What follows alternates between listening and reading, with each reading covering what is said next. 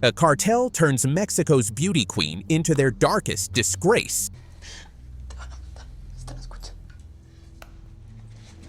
23-year-old Laura Guerrero grew up in a poor family and hopes that entering a beauty pageant will finally give her a shot at a better life. A long line of contestants filled the hallway, and Laura even saved a spot for her best friend, Souza.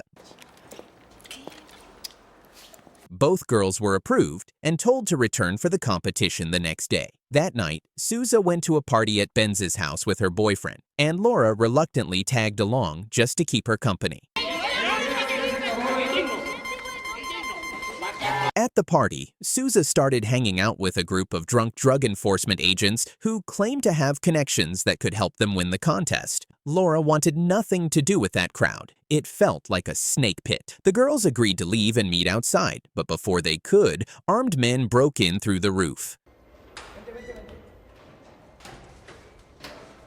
The boss seemed to take a liking to Laura, threw her some money, and told her to get out. Laura wanted to take her friend with her, but she didn't have time. The lights went out, and chaos erupted.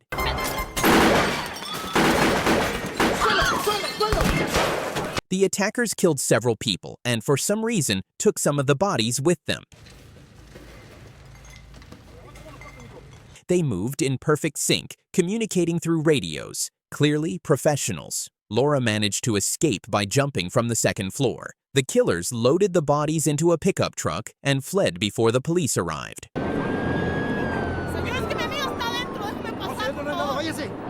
The area wasn't sealed off, and Laura wasn't allowed back into the club. She had no idea if Souza was alive or dead. Hours passed with no news. By morning, Laura was still searching for her friend. She missed the contest, and the organizer told her to leave. Desperate to find Souza, Laura went to the police and told them everything she had witnessed the night before.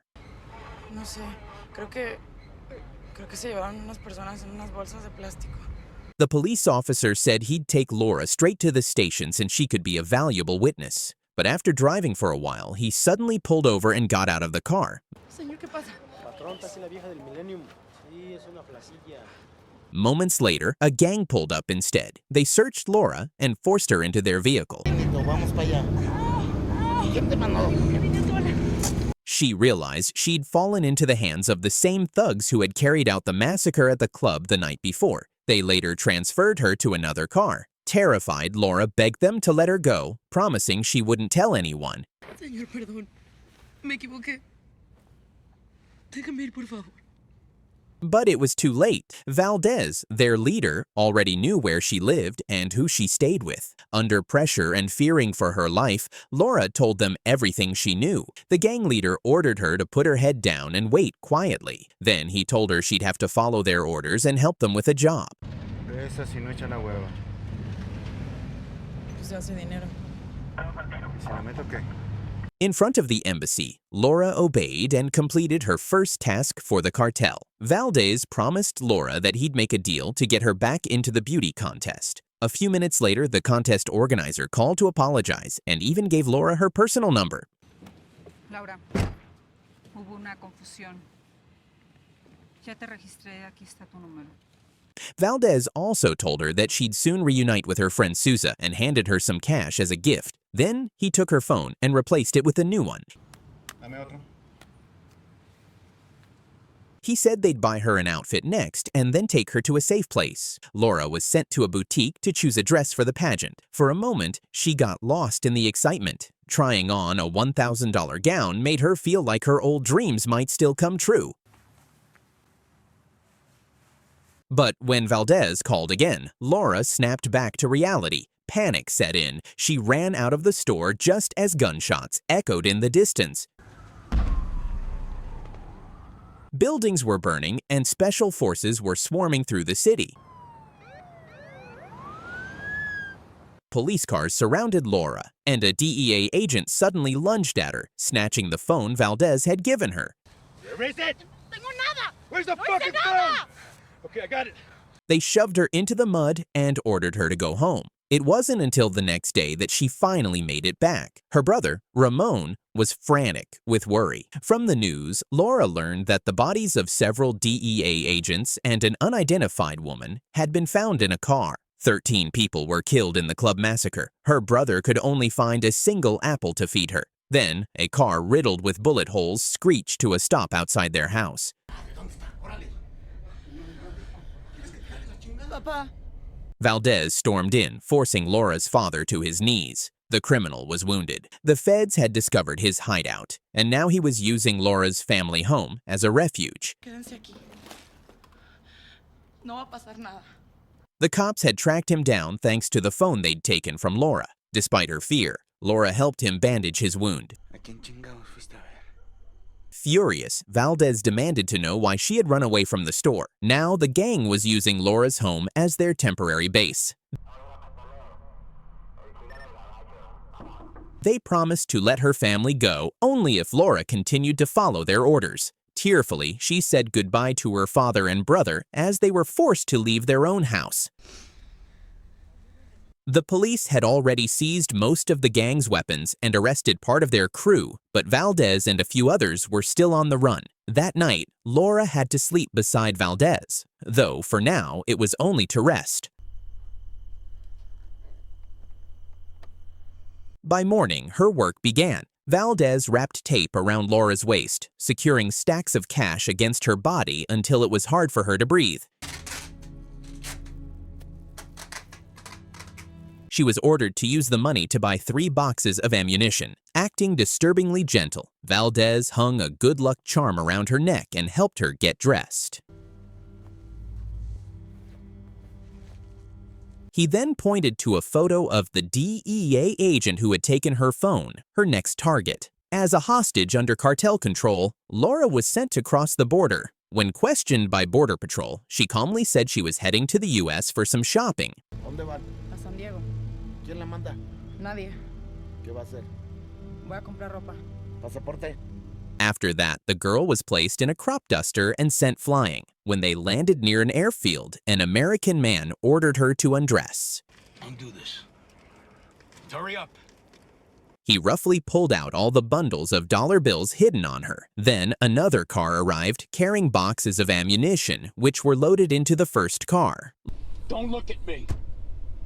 Laura was told to deliver a message to Valdez that a man named Kiki Camara was planning to set him up. She was also ordered to transport the car filled with ammunition back to Mexico. Laura followed through with the mission, but once she reached her hometown, a fierce shootout broke out.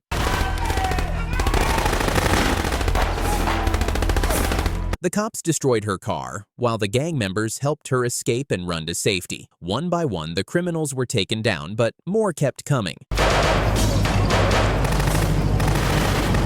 Laura, along with the ammunition and a wounded gunman, was thrown into a passing truck. She immediately informed Valdez about Kiki Camara's betrayal. The truck stopped, and Valdez pulled Laura into a Porsche, seating her on his lap. Ya estamos aquí.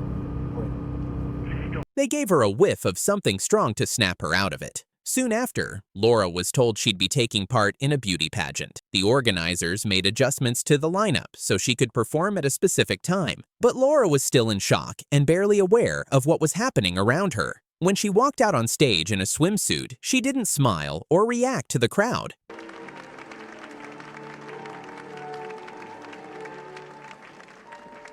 During the next round, when she was supposed to answer the host's questions, she could only mumble incoherently before breaking down in tears and running backstage. Yo creo que Desperate, Laura borrowed someone's phone and called her brother. He told her they were safe, but their family couldn't return home yet. Meanwhile, the remaining contestants were heading on stage to find out who would be crowned Miss Bala, California. Laura followed the other contestants onto the stage. Soon, only 2 finalists remained. When the runner-up was announced, the other girl broke down crying.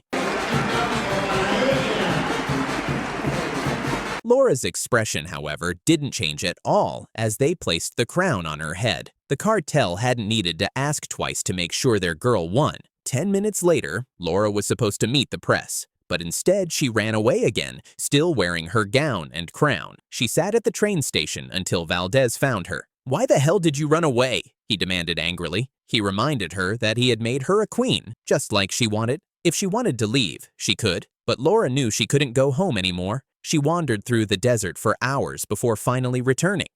Encuérate. Valdez coldly ordered her to undress and turn her back to him. Later, the satisfied gang leader joined his men, who had already captured and beaten Kiki Camara. It turned out that Kiki was working for the DEA, the Drug Enforcement Administration. He should have stayed in his own damn country, Valdez sneered before ending the interrogation. They put a bag over Kiki's head, and Valdez ran him over with a car. Then he dragged the mutilated body through the desert, leaving it hanging under a bridge the next morning. Afterward, Valdez ordered Laura to dress up and get into another car. The gang planned to use her to get close to a general. Ya después va a querer llevarte a su cuarto. Te va a invitar a algún otro lado.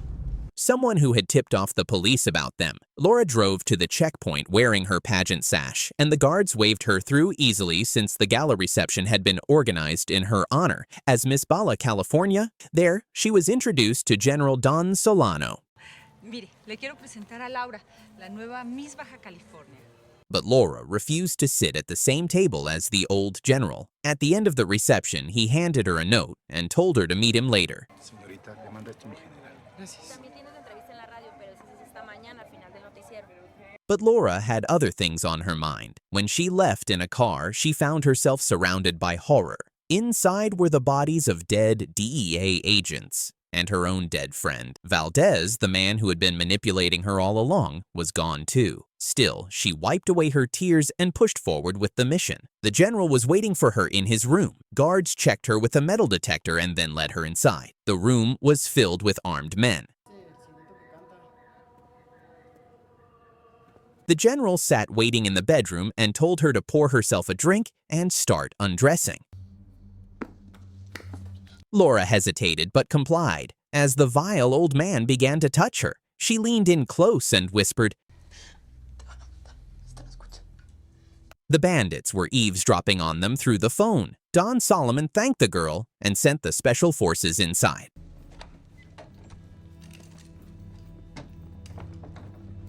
Laura was ordered to lie down on the bed. They planned to stage a passionate scene to lure the bandits out, but instead of the general, one of the soldiers lay down next to her.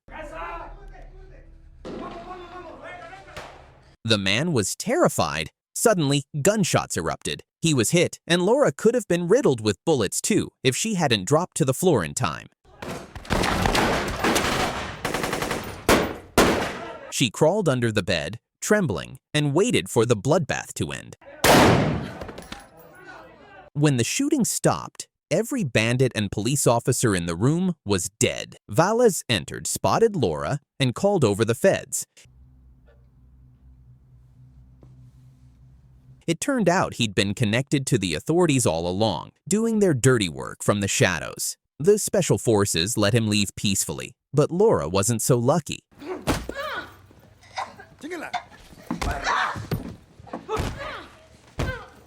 In the hallway, she was savagely beaten, kicked, and stomped without mercy. After being detained for hours, Laura was taken to the police station. Exhausted and bruised, she was led into a large hall where the prosecutor was holding a press conference about the successful operation.